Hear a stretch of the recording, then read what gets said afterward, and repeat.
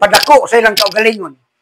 Ang ilang kaugalingon mo, ilang gitagaan og pagdaig, kadungganan, pagpadako sa kuning mga tao ni sila, nagitawag og walay alamag.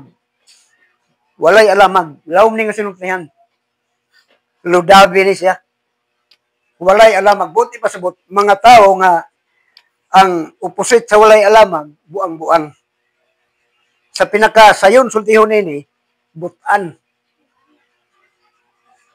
So, ang sukwahian nagpaburot sa kaugalingon, unya, way alamag.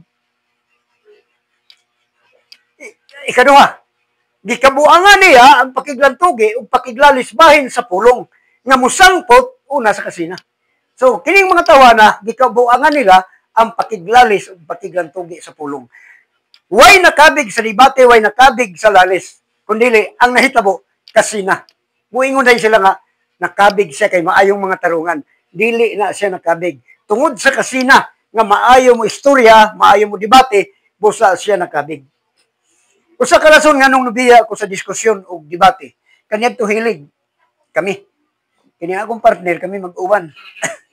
Kunya, kutihan na mo, bison sa kagamay nga butang. Na ikaysa sa Bisolya, agi mi dito, nga inagdebate. Ako siya hindi pre, atong kabayaan. Ang isyu to, ang iglesia, lukaton sa dugo ni Jesus. Laga pre, subli na. Medyo man siya langan ako bilang nga, Brad, lukaton sa dugo ni Jesus. Diprinda di ay ang iglesia. Wala. Dugin sa maday. Ang ingon dire, gipalit. Iko pre mo na. Tsa gibaligya di ay. Di no siya kadili gid kuno sab. Nga kay kung ringon ta, ang kinsa may nagprinda o kinsa may nagbaligya. Kinsa giprindahan, kinsa gibaligyan. Na kay hunong na sa ikadong pangutan na kay lisod tayo. Kadugayan, kung mo kayo nasulat sa imong Biblia. Diyan dili man akong Biblia. Di among gikuha ang Biblia. Niya, ang iya gikukod kay iya lagi kuno to. Yun mo dili mo di among gikuha.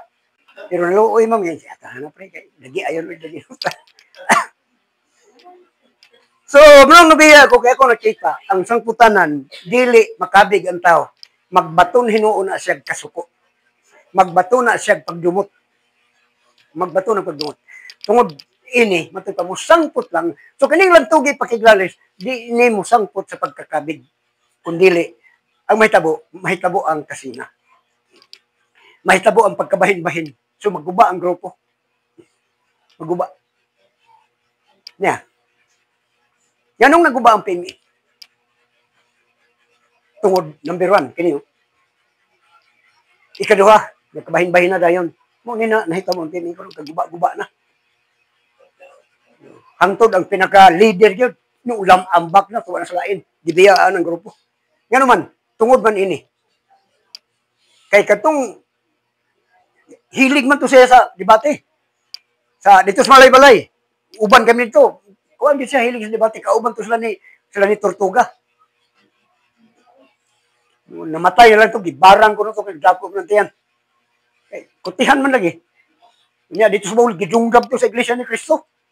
Na kay naaman lagi Jesus name, wala, dupli. So, untol ko ng kutsilyo.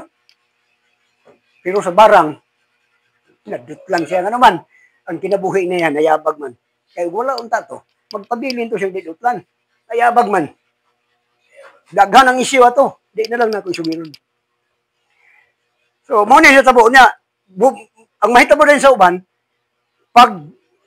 pagdaot, pagsulti, pagdaot sa uban. So, magsugod na dayon ang mga pagdinaotay. Isyuhan ka na dayon. So, mauna yung mahitabo. Tungod kay sila, dili man tinuod nga Diyos nun. Sukwahi man sila sa kamatuoran. Sukwahi man sila sa pagtuog pagsalig. Ang ila naaraman sa baba. Wala man dire. Kanya, kung sukwahian mauna yung kabuangan ang paglali sa pagiglantugi.